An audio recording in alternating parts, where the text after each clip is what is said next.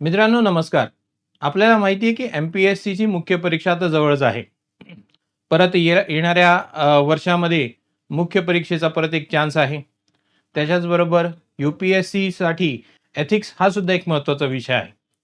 त्यामुळे आपण एक खूप इम्पोर्टंट सीरीज आता सुरुवात केलेली आहे. ती म्हणजे की आत्तापर्यंत आलेले जे पण एथिक्सच्या संदर्भामधले पी-वाय-क्यूज आहेत, त्याच्या उत्तर किंवा त्या उत्तरांचा गाभा आणि त्या उत्तरांची रचना कशी असू शकते, त्यामध्ये कोणकोणते पॉइंट्स आणि कशा पद्धतीने आपण त्याचा आन्सर लिहू शकतो आणि असे कॉमन थीम्समध्ये कोणकोणते क्वेश्चन्स आहेत, हे सगळं या सीरीज थ्रू आपण डिस्कस करणार आहोत. त्याने तुम्हाला विषयाची समज तुमची वाढेल. जर याच थीमवर परत प्रश्न आला तर परत तो तुम्हाला उत्तर चांगल्या पद्धतीने लिहिता येईल आणि तुमची एथिक्सची तयारी एक चांगल्या आणि योग्य मार्गदर्शनाने होईल. तसं पाहायला गेलं तर नीतिशास्त्राचे जे आन्सर्स आहेत ते GS 1, 2, 3 पेक्षा थोडेसे वेगळे असतात, थीम बेस्ड असतात. त्याला असं काही आदर्श किंवा असं स्पेसिफिक एक मॉडेल आन्सर देता येणार नाही. हा पण एक योग्य उत्तर मात्र डेफिनेटली देता येईल, जेच तुम्हाला करायचंय. कारण एकदम बेस्ट आन्सर तर आपल्याला पॉसिबल नाही, पण त्या प्रश्नामध्ये किंवा त्या थीममध्ये काय आलं पाहिजे एवढं जरी आपण टच करून आलो तरी पण आपण एक हाय स्कोरर असू शकतो. तर सुरुवात करूया या सिरीजला. नीतिशास्त्र पी-वाय-क्यू विश्लेषण GS 4 साठी. आता या सिरीजला सुरुवात करण्याच्या आधी सर्वात पहिले एम-पी-एस-सीची जी येणारी परीक्षा आहे त्याच्यासाठी हा जो पेपर आहे GS 4 250 मार्काचा हा एक महत्त्वपूर्ण पेपर आहे. आणि या पेपरमध्ये कसे प्रश्न विचारणार आहेत त्याची एक रचना सुद्धा आपल्याला दिलेली आहे. तर या रचनेला तुम्ही थोडंसं अवगत झाले पाहिजे किंवा हे तुम्हाला त्याच्याबद्दल माहिती असलेली चांगली राहील. त्याच्यानंतर आपल्या YouTube सीरीजमध्ये येणाऱ्या परीक्षेसाठी एम-पी-एस-सी साठी एस्पेशली एथिक्स आणि इंटिग्रिटीचं एक 360 डिग्री ॲनालिसिसचा मी एक व्हिडिओही टाकलेला की राहिलेल्या वेळात तुम्ही कशा पद्धतीने कोणत्या टॉपिकला किती प्रिपेअर केलं पाहिजे, त्याचे कोणते घटक प्रिपेअर केले पाहिजे. तर तुम्ही हा व्हिडिओही आपल्या YouTube चॅनलला लाईक आणि सबस्क्राईब करून त्या प्लेलिस्टमधनं हा व्हिडिओ तुम्ही सर्च करून घ्या आणि या व्हिडिओला तुम्ही थोडंसं बघून घ्या. तुम्हाला खूपच मदत होईल, मी असं म्हणेल. तर तुम्ही या व्हिडिओचा सुद्धा एक आपण म्हणू फायदा घेतला पाहिजे. त्याच्यानंतर एथिक्सच्या संदर्भामध्ये जो सिलेबस आहे त्या सिलेबसचं थोडंसं पाठांतर होणं गरजेचं आहे. कारण UPSC असू द्या किंवा एम-पी-एस-सी, जेव्हा तुम्ही या मुख्य परीक्षेला जेव्हा तुम्ही जातात आणि तुमचा सिलेबस जर पाठ नसेल तर तुम्हाला त्याचं उत्तर लिहिण्यासाठी थोडंसं अवघड जाईल. आणि जर तुम्हाला सिलेबस चांगल्या पद्धतीने पाठ असेल, त्याची समज असेल, तर तुम्हाला उत्तरामध्ये माझे शब्द, माझी रचना, कोणत्या टॉपिकच्या अनुसरून मी हे उत्तर लिहू, हे सगळं तुम्हाला थोडंसं अवगत होईल आणि तुम्हाला या सिलेबसच्या पाठांतरानेच काही गोष्टी तुमच्या परीक्षेमध्ये तुम्हाला जमून जातील. तर या सिलेबसला तुम्ही खूप आपण म्हणू मन लावून योग्य पद्धतीने ग्रॅन्युलर लेवलला जाऊन पाठ करून तुम्ही घ्या. आता आपण पाहूया की UPSC मध्ये जे आपल्याला 3 प्रश्न विचारलेत. एक 2016चा प्रश्न आहे, एक 2017चा प्रश्न आहे आणि एक 2022. तर UPSC चे हे प्रश्न आहेत, हे सगळेचे सगळे प्रश्न तुम्हाला वेगवेगळ्या वर्षी विचारलेले आहेत. पण ह्याची थीम, याचं आपण म्हणू गाभा मात्र एकच आहे. प्रश्नाला थोडं आपण समजून घेण्याचा प्रयत्न करू. पहिले प्रश्न वाचू आणि मग प्रश्नाला थोडंसं आपण सोडवण्याचा प्रयत्न करू. तर 2016 मध्ये विचारले, सामाजिक आणि मानवीय कल्याणामध्ये नैतिकता कशा प्रकारे योगदान देते ते स्पष्ट करा. सामाजिक आणि मानवी कल्याणामध्ये नैतिकता कशा प्रकारे योगदान करते. म्हणजे या प्रश्नामध्ये की एथिक्स, नैतिकतेला आपण इंग्लिशमध्ये एथिक्स असं म्हणणार आहे. तर या एथिक्सचा काय रेलेव्हन्स आहे, कशा पद्धतीने त्याचे योगदान आहे, जे मानव कल्याणासाठी महत्त्वपूर्ण सांगितलं जातं. तर एक असा बेसिक लेवलचा प्रश्न तुमच्या 2016च्या UPSC परीक्षेला विचारलेला आहे. साधारणपणे एम-पी-एस-सी मध्ये हा प्रश्न परत विचारण्याची शक्यता, जशी जशी परीक्षाचा काळ पुढे पुढे जाईल तसे तसे प्रश्न हे माझ्या मते बेसिक फाउंडेशनल पासून अवघड जातील. तर या प्रश्नाला थोडंसं तुम्ही काळजीपूर्वक वाचा. त्याच्यानंतर 2017 मध्ये काय विचारलं, सर्वसामान्य आणि दृढ नैतिक मूल्य व दायित्वा विना ना कायदा, ना लोकशाही, ना सरकार किंवा ना बाजार अर्थव्यवस्था योग्य प्रकारे कार्य करू शकते. या विधानावरून तुम्हाला काय समजते आणि समकालीन काळातील उदाहरणासह स्पष्ट तुम्हाला करायची सध्याची स्थिती. म्हणजे इथे तुम्हाला विचारलेलं आहे की नैतिकता कशा प्रकारे योगदान करते आणि 2017 मध्ये नैतिकतेचं महत्व काय आहे. कारण की यामध्ये नैतिकतेचं किंवा नैतिक मूल्य, ज्याला आपण मॉरल व्हॅल्यूज असं म्हणतो, यालाच दुसऱ्या भाषेमध्ये तुम्ही एथिक्स सुद्धा म्हणू शकता, नीतिशास्त्र सुद्धा म्हणू शकता, काही प्रॉब्लेम नाही.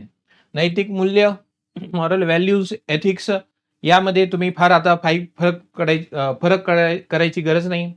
या दायित्वान विना ना कायदा, ना लोकशाही, ना बाजार अर्थव्यवस्थेत योग्य प्रकारे कार्य करू शकतात. म्हणजे या एथिक्स शिवाय, या नीतिशास्त्राशिवाय कोणतीही गोष्ट योग्य पद्धतीने काम करणार नाहीत. कोणत्याही पद्धतीची ऑर्डर राहणार नाही. कोणत्याही पद्धतीचा आपण म्हणू नियम किंवा नियमांचं पालन होणार नाही आणि त्यामुळे एक सगळीकडे आपण काय म्हणू, एक अनार्किक सिच्युएशन, एक आपण काय म्हणू शकतो, सगळीकडे केऑस राहिला, सगळीकडे गडबड असेल, असं या एक आपण म्हणू तात्विक आधारांवर आपल्याला हा प्रश्न सुद्धा 2017ला विचारलेला. म्हणजे इथे नीतिशास्त्राचं महत्व असंच विचारलेलं आहे. त्याच्यानंतर 2022चा प्रश्न, तुम्हाला काय करण्याचा अधिकार आहे आणि प्रत्यक्षात काय करणे योग्य किंवा उचित आहे यातील फरक समजण्याचं म्हणजे नैतिकता होय. म्हणजे इथे परत तुम्हाला नैतिकतेचं एक व्याख्या परत सुस्पष्ट करण्यासाठी सांगितलेली आहे.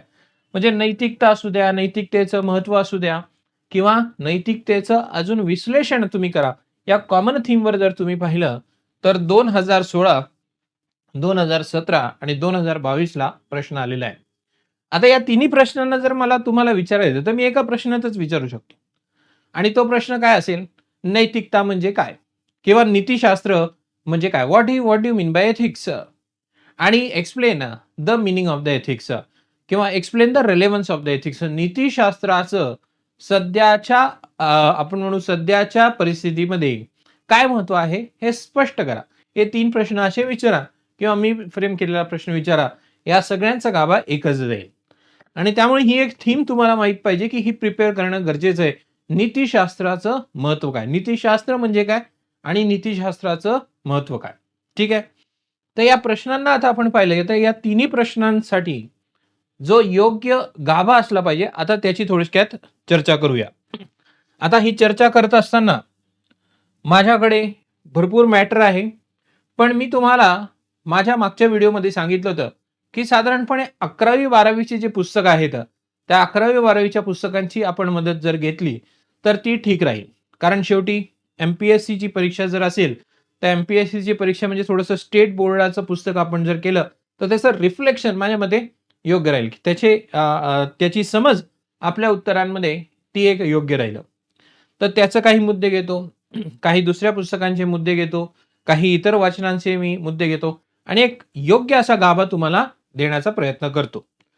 आता या तिन्ही प्रश्नांना आपण समजलं आहे. आता या तिन्ही प्रश्नांमध्ये जर मी म्हटलं तर सर्वात पहिले माझा परिचय काय असू शकतो, माझा इंट्रोडक्शन. आता माझ्या उत्तराचे 3 भाग असतील. एक परिचय असेल, ठीक आहे. दुसरं मुख्य अंग, त्याला आपण बॉडी असं म्हणूया, परीक्षेचा मुख्य गाभा असेल. आणि तिसरं म्हणजे कन्क्लुजन, निष्कर्ष. या 3 भागात तर मी आपलं उत्तर लिहिणार आहे. आता हे 3 भाग मी माझ्या उत्तरामध्ये असे आहेत असं त्याला सांगणार नाही, एवढं बालिश आपण जाणार नाहीये, पण माझ्या उत्तर लिहिताना माझी चौकट या 3 भागांनी थोडीशी विभाजलेली असेल, हे थोडक्यात आपण पाहूया. तर सर्वात पहिले परिचय. आता परिचय लिहित असताना या परिचयाचे तुम्ही 2 अप्रोचेस घेऊ शकतात. पहिला सिंपल अप्रोच, नीतिशास्त्र किंवा एथिक्स म्हणजे काय याची थोडक्यात व्याख्या तुम्ही सांगितली पाहिजे, हा एक अप्रोच घेऊ शकतात. किंवा दुसरा अप्रोच असा घेऊ शकतात तुम्ही, नीतिशास्त्र याची व्याख्या एका वाक्यात सांगून त्याचे महत्व काय हे सुद्धा तुम्ही सांगू शकता. यापैकी कोणताही अप्रोच तुम्ही घेऊ शकता तर ठीक राहील. या तिन्ही प्रश्नांना एकत्र किंवा एकच आन्सर लिहिण्याचा मी प्रयत्न करतोय. तसं तर हे 3 वेगवेगळ्या ठिकाणी प्रश्न आलेत, पण आता कॉमन थीम काय, कॉमन मला घेऊन जायचंय. कारण याच्या पलीकडे आता येणारी परीक्षा जर मी बोलतोय म्हणजे 2026 आणि त्याच्या पुढे, तर हे प्रश्न रिपीट झाले तर वेल अँड गुड, पण रिपीट तर होत नाही परीक्षेमध्ये. मग याच आधारावर दुसरं म्हणून आपण समजूया की या तिघींचा सार माझ्या त्या येणाऱ्या प्रश्नामध्ये जर मला टाकायचा असेल तर तो काय सार आहे, तो काय घटक आहे, तो काय गाभा आहे, तो मी समजण्याचा प्रयत्न करेन. तर म्हणून मी तुम्हाला या तिघांच्या प्रश्नांचं एकच उत्तर डिस्कस करायचा प्रयत्न करतोय. तर इथे नीतिशास्त्र परीक्षेमध्ये नीतिशास्त्र म्हणजे काय हे जर मी पाहिलं तर हे एक आपण म्हणू ऍव्हरेज इंट्रोडक्शन असेल. नीतिशास्त्र म्हणजे काय हे काय असेल, एक ऍव्हरेज इंट्रोडक्शन. आता नीतिशास्त्र म्हणजे काय ह्याला जर तू इंट्रोडक्शन मध्ये तुम्हाला जर लिहायचं असेल तर या नीतिशास्त्राचं इंट्रोडक्शन लिहित असताना तुला पहिल्यांदा हे लिहावं लागेल की नीतिशास्त्र ही एक तत्वज्ञानाची शाखा आहे. ओके, ती ब्रांच ऑफ फिलॉसॉफी आहे. हे वाक्य सांगितलं. त्याच्यानंतर नीतिशास्त्राचे ना 2 अर्थ तुला लिहावे लागतील. पहिले म्हणजे नीती शास्त्र आहे म्हणजे हा एक सायन्स आहे. हा काय आहे, सायन्स. आता सायन्स म्हटल्यानंतर शास्त्र, आणि शास्त्र म्हटल्यानंतर कसला तरी अभ्यास, स्टडी. आणि कसला स्टडी आहे तर सर्वात पहिले लक्षात घ्यायचंय नैतिक मूल्यांचा अभ्यास आहे.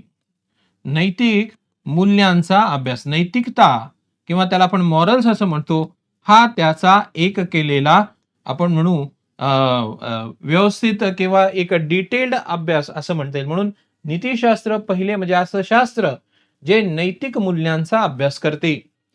हे इंट्रोडक्शन तुझं झालं. आणि त्याच्याच बरोबर नीतिशास्त्र म्हणजे एक समूह सुद्धा आहे. आणि कशाचा समूह आहे, तत्वांचा, प्रिन्सिपल्सचा. आणि या तत्वांच्या आधारे किंवा या प्रिन्सिपल्सच्या आधारे तू काय सांगतो की काय योग्य आहे आणि काय अयोग्य, काय योग्य आहे आणि काय अयोग्य. आणि म्हणून नीतिशास्त्राची व्याख्या लिहित असताना नीतिशास्त्र मूल्यांचा केलेला एक आपण म्हणू डिटेल्ड अभ्यास, आणि नीतिशास्त्र यांचा मूल्यांचा अभ्यास करून अशा तत्वांचा समूह आहे जो मानवाला योग्य आणि अयोग्य वर्तणूक किंवा त्याला आपण म्हणू ऍक्शन्स, कृती, त्याची योग्य आणि अयोग्य कृती सांगण्यास काय करत असतो, मदत करत असतो. म्हणून हा मानवाच्या कृतीला एक दिशा देणारा सुद्धा काय आहे, एक शास्त्र आहे. आणि मग या 2 पद्धतीने ही समज जर तू लिहिली तर कदाचित तुझं एक जबरदस्त आणि पॉवरफुल असं इंट्रोडक्शन होईल. कारण तू काहीच सोडत नाहीये. ठीक आहे. याच्यामध्ये कमी शब्दात कसं मांडायचं, त्याला एक्झॅक्ट वर्ड्स काय पाहिजे, हा ऑफकोर्स ट्रेनिंगचा विभाग किंवा ट्रेनिंगचा भाग झाला. पण तुला इथे कन्सेप्ट सांगायची म्हटली तर इथे तुला ही गोष्ट लक्षात घ्यावी लागेल की नीतिशास्त्राचं हा तुला एक पद्धतीने इथे तुला त्याचं मिनिंग लिहावं लागेल. ठीक आहे. आता याच्यामध्ये आपण जर पाहिलं तर या तिन्ही प्रश्नांमध्ये जे आपण याच्या आधी पाहिलं होतं, ठीक आहे, या तिन्ही प्रश्नांमध्ये नीतिशास्त्राचं महत्व काय हे सुद्धा सांगणं गरजेचं आहे. कारण इथे जर तू पाहिलं तर सर्वमान्य आणि दृढ नैतिक मूल्य व दायित्वांविना त्यांच्या बगैर ना कायदा, ना लोकशाही सरकार किंवा ना बाजार अर्थव्यवस्था ही योग्य प्रकारे कार्य करू शकते. म्हणजे नीतिशास्त्र याचं महत्व विचारलेलं आहे की का बरं ते इम्पॉर्टंट आहे, इनडायरेक्टली हेच लिहायचं आहे. त्याच्यानंतर इथे जरी तुम्ही पाहिलं तर सामाजिक आणि मानवीय कल्याणामध्ये नैतिकता कशा प्रकारे योगदान देते, ह्याचा अर्थ तेच आहे की याचं महत्व काय आहे, कशी योग्य किंवा कशी कल्याणकारी त्याची भूमिका आहे, आणि त्याच्या बिना या दायित्वांविना कोणतंही योग्य कार्य करू शकत नाही. म्हणजे हे समानार्थीच वाक्य झाले की नाही. 2016 आणि 2017ला त्यांना काही असं वेगळं विचारलेलं नाहीये. त्यामुळे त्यांनी तुम्हाला एक सुस्पष्टता द्यायची आहे की त्याचं काय महत्व आपल्याला दिसून येतं. आता लक्षात घ्या, या दोन्ही तत्वांच्या आधारे, या दोन्ही समजच्या आधारे जर मी एवढं जर इंट्रोडक्शन लिहिलं तरी पण ठीक राहील. का? आता मी जर मुख्य अंग चालू करतोय, तर मुख्य अंगांमध्ये मी असं सुद्धा परत लिहू शकतो. आता हे जर मी माझ्या परिचयात लिहिलं नाही, एवढा परिचय दिला, तर मग मुख्य अंग ह्याच्यावर, कारण इथे सर्वात महत्वाचं मला हा पार्ट एक्सटेंड करायचा आहे. कारण आपण काय म्हटले, नीतिशास्त्र एक शास्त्र आहे. कशाच्या? नैतिक मूल्यांचा. आणि हे शास्त्र विज्ञानासारखं नाही. विज्ञान कसं शास्त्र आहे? विज्ञान आपण म्हणू एक भौतिक शास्त्र आहे, है ना? विज्ञानामध्ये आपण म्हणू फिजिक्स आहे, केमिस्ट्री आहे, बायोलॉजी आहे, इतर काही गोष्टी असतील. पण विज्ञान काय सांगतं? जे आहे ते सांगतं. जे आहे ते सांगतं. आलं लक्षात? फॅक्ट्सच्या आधारे ते बोलतं. ते एखाद्या गोष्टीला अस्तित्व असेल तर त्याला एक्सप्लेन करण्याचं काम विज्ञान करत असतं. पण हे जे शास्त्र आहे, हे शास्त्र विज्ञानासारखं नाही. हे शास्त्र असं आहे जे काय योग्य असेल, कारण इथे मानवाची कृती आहे ना, ती सांगायचा प्रयत्न नीतिशास्त्र करतोय की ही कृती योग्य असेल की अयोग्य, म्हणजे भविष्यात घडणाऱ्या गोष्टी. आणि भविष्यात घडणाऱ्या गोष्टीला काय म्हणतो आपण? कोणतं शास्त्र? नॉर्मेटिव्ह सायन्स. कोणतं शास्त्र म्हणतो? नॉर्मेटिव्ह सायन्स. आणि म्हणून नीतिशास्त्र हे एक आदर्श निष्ठ असं शास्त्र आहे. तर सर्वात महत्वाचं एक गोष्ट लक्षात ठेवायची की का बरं महत्वाचं आहे नीतिशास्त्राचं महत्व काय आहे? कारण कोणते बरेच शास्त्र असेच आहेत जे, जसं इतिहासात जे झालेलं आहे त्याच्याबद्दल आपण सांगू शकतो. ते झालेल्या गोष्टींवरनं असं केलं नाही पाहिजे असं आपण एक सजेस्ट करू शकतो. पण इतिहास ठोस पद्धतीने ते बोलत नाही.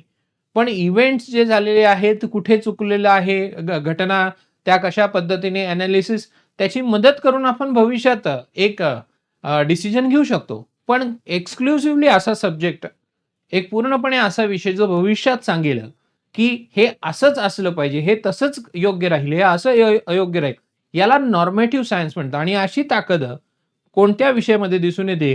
तर ती नीतिशास्त्रामध्ये दिसून येते. आणि म्हणून त्याला आदर्शनिष्ठ शास्त्र असं आपण म्हणतो, जी अशा तत्वांनी सांगते की मानवीय कृती कशी योग्य आहे आणि कशी अयोग्य. आणि आपण म्हणून जर पाहिलं तर या प्रश्नामध्ये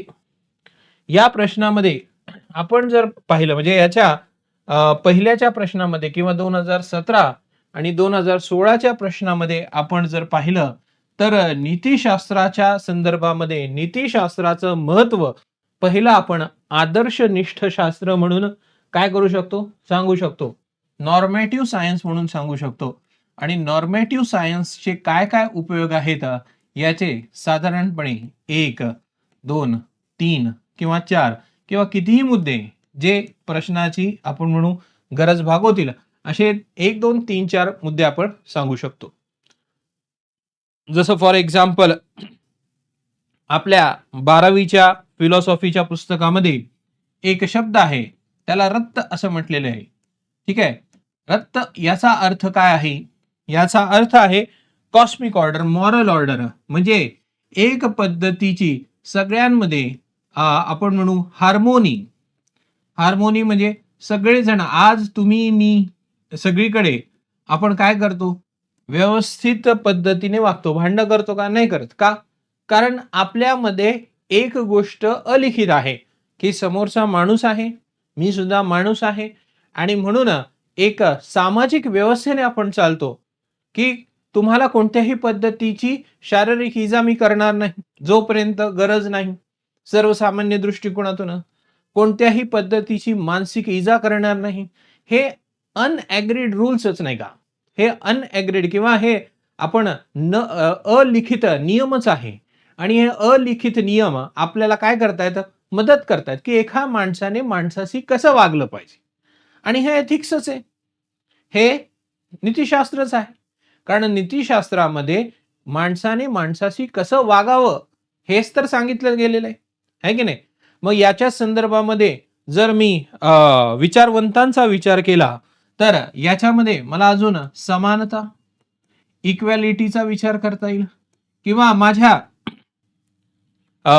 सरनाम्यामध्ये, प्रिॲम्बलमध्ये जे पण गोष्टी दिलेल्या आहेत त्या सगळ्या, जसं न्याय, जस्टिसची गोष्ट करता येईल. त्याच्यानंतर बंधुभाव, फ्रॅटर्निटीची गोष्ट करता येईल. तर हे असे मुद्दे मला सांगता येईल. रत्त 12वीच्या फिलॉसॉफीचा एक हार्मोनी असण्यासाठी, एक सोशल ऑर्डर, सामाजिक सुव्यवस्था असण्यासाठी हे नॉर्मेटिव्ह सायन्स या गोष्टींना काय करतात, या गोष्टींना एक पद्धतीचा जन्म देतात. इथून ते उपज आहे. आणि याच मुद्द्यांवर मी हा पॉइंट सुद्धा डिस्कस करू शकतो की सर्वसामान्य आणि दृढ मूल्य या दायित्वाविना ना कायदा, ना लोकशाही सरकार, ना बाजार अर्थव्यवस्था योग्य प्रकारे कार्य करू शकते, है की नाही. जसं लोकशाहीमध्ये आपण सांगितलं आहे की तुमची जी इलेक्शनची प्रोसेस पाहिजे ती फ्री आणि फेअर पाहिजे, है ना. आणि हा जर हे तत्व किंवा ही व्यवस्था जर तुम्हाला टिकवायची असेल तर तुम्हाला जी पण होणारी आपण म्हणून निवडणुकी आहेत, या निवडणुकीमध्ये जे पण होणारी प्रक्रिया आहेत त्यामध्ये कोणत्याही पद्धतीचा मनी आणि मसल पॉवरचा वापर नको. आणि म्हणून आपल्याला किती वेळेस असं दिसून येतं की जरी सरकार बहुमताने निवडून आली तरी पण तिच्यामध्ये लेजिटिमेसी किंवा तिच्यामध्ये आपण सांगू शकतो लोकांचा विश्वास नसतो. मग तिने दिलेले नियम लोक कधीच पाळत नाही, आहे की नाही. जसं फॉर एक्झाम्पल सरकार एक सांगेल तर सरकार आता बघा कोविडमध्ये एखादं आपण हे घेतलं, एक प्रोग्राम सरकारने राबवला, मग त्याच्यानंतर त्याचे परिणामही दिसून आले. आता परत असा जर प्रोग्राम आला तर लोकांचं सरकारच्या प्रती किंवा एखाद्या गोष्टीच्या प्रती एक आपण म्हणू शंकेने लोक बघतील आणि कदाचित तो उपक्रम असा यशस्वी होणार नाही. त्यांच्यामधला हा ट्रस्ट निघून जातो. आणि हेच म्हणजे नीतिशास्त्राचे हे सगळेचे सगळे शब्दावली आहेत जे तुम्हाला इथे लिहावं लागेल. आणि म्हणून नॉर्मेटिव्ह सायन्स म्हणून 1, 2, 3, 4 आणि हे मुद्दे याच्या व्यतिरिक्त अजून तुमच्याकडे असतील मुद्दे तुम्ही कोणतेही मुद्द्याने जस्टिफाय करू शकतात की नीतिशास्त्राच्या बगैर या गोष्टी अंमलात येणार नाही आणि त्यामुळे कोणतीही व्यवस्था, अर्थव्यवस्था, सरकारी व्यवस्था, लोकशाही कोणतीही गोष्टीला टिकाव धरणार नाही. हे माहीत असणं तुमचं गरजेचं आहे. तर होपफुली तुम्हाला लक्षात असेल की जेव्हा पण आपण नीतिशास्त्राच्या संदर्भामध्ये मुद्दे आपण पाहायचा किंवा लिहिण्याचा प्रयत्न करतो तर ते तुम्हाला सांगता येतील. त्याच्यामध्ये परत 2022 जर प्रश्न पाहिला तर तुम्हाला काय करण्याचा अधिकार आहे आणि प्रत्यक्षात काय करणे योग्य आहे यातील फरक समजणे म्हणजे नैतिकता होय. आता यामध्ये इनडायरेक्टली तुम्हाला काय विचारलेलं आहे माहिती का, यामध्ये इनडायरेक्टली तुम्हाला विचारलेलं आहे की तुम्हाला काय करण्याचा अधिकार म्हणजे कायदा आणि काय करणे योग्य, काय करणे योग्य आणि याचाच दुसरा शब्द काय आहे एथिक्स, नीतिशास्त्र. तर याच्यातला फरक आहे. मग हा एक मुद्दा, हा एक आस्पेक्ट आपल्याला लिहिता येईल. ठीक आहे. आता या आस्पेक्टला समजण्यासाठी मी तुम्हाला इतिहासातलं एक उदाहरण सांगतो. जसा रौलॅट कायदा. तर गांधीजींच्या काळामध्ये हा जो रौलॅट ऍक्ट आणला होता तर कायद्याने यामध्ये काही तरतुदी होत्या, बरोबर आहे की नाही. पण आपल्याला माहिती की या तरतुदी मानव कल्याणासाठी, जनकल्याणासाठी योग्य नव्हत्या आणि म्हणून काय असलं पाहिजे याच्यासाठी गांधीजींनी केला रौलॅट सत्याग्रह, बरोबर आहे की नाही. आणि म्हणून आपण जर पाहिलं तर हाच फरक दाखवतोय की कायदा तुम्हाला अशा गोष्टी सांगू शकतात जे एखाद्यासाठी योग्य नाही, पण नैतिकता तुम्हाला सांगते की कायदा जरी सांगत असेल तरी त्याच्या विरोधात जा. आणि म्हणून आपण जर पाहिलं तर इथे कायदा जो करण्याचा हक्क आहे तो कायदा आणि काय केलं पाहिजे नीतिशास्त्र या इव्हेंटने आपल्याला एक स्पष्टता सांगता येते. त्याच्याच बरोबर आपण जर पाहिला राईट टू इन्फॉर्मेशन, माहितीचा अधिकार. आता माहितीचा अधिकार, आता ह्याच्यापेक्षा हे एक उदाहरण वेगळं. माहितीचा अधिकार तुम्हाला काय देतो हक्क की तुम्ही सरकारकडनं योग्य ती माहिती घेऊन घ्या. चांगली आहे का? चांगली आहे. पण माहितीचा अधिकार किंवा माहितीच्या अधिकाराच्या द्वारे लोकांनी अधिकाऱ्यांना सुद्धा त्रास दिलेला आहे, अधिकाऱ्यांना ब्लॅकमेलिंग केलेली आहे. आता मी अधिकाऱ्यांची बाजू घेतोय. म्हणजे या राईट टू इन्फॉर्मेशन मध्ये आपण जर पाहिलं तर राईट टू इन्फॉर्मेशन माहिती काढण्यासाठी तुम्ही या अधिकाराचा वापर करा, पण राईट टू इन्फॉर्मेशनचा वापर असा करू नका की अधिकाऱ्याला तुम्ही त्रास द्याल. आणि हे जेव्हा मी स्पष्ट करतो तेव्हा ही नैतिकता आहे. हे कुठे लिहून ठेवलंय का? नाही हे मूल्य समजणं गरजेचं आहे आणि तेव्हाच आपण नीतिशास्त्राला ओळखू शकतो. आणि म्हणून नीतिशास्त्र या 2 उदाहरणासंकट मी सांगू शकतो, की काय करण्याचा हक्क आहे कायदा सांगतो, पण काय करणे योग्य आहे हे नीतिशास्त्र सांगतो. असं काहीतरी एक्सप्लेनेशन शब्दांच्या स्वरूपात तुम्हाला लिहिता येईल. आणि म्हणून इथे दुसरा मुद्दा तुम्हाला सुद्धा लिहावं लागेल, की कायदा आणि नीतिशास्त्र यांच्यामधला फरक आपल्याला स्पष्ट करता येईल. तर येणाऱ्या परीक्षेमध्ये नीतिशास्त्राचं महत्त्व, नीतिशास्त्राचा उपयोग आणि कायदा आणि नीतिशास्त्र यांच्यामधला फरक तुम्ही करून जा. कारण या परीक्षेमध्ये जर तुम्हाला हा सरळ प्रश्न आला, तर तुमच्याकडे एक रेडी मटेरियल पाहिजे, 4 मुद्दे पाहिजे. यामध्ये मग तुम्हाला मी एक ढोबळ मुद्दे सांगितले, पण या मुद्द्यांच्या आधारे तुम्हाला येणाऱ्या परीक्षेमध्ये तुम्ही लिहू शकतात. आणि मग निष्कर्ष लिहिण्याचे तर खूपच प्रकार आहेत किंवा निष्कर्ष प्रश्नांच्या अनुसार बदलेल.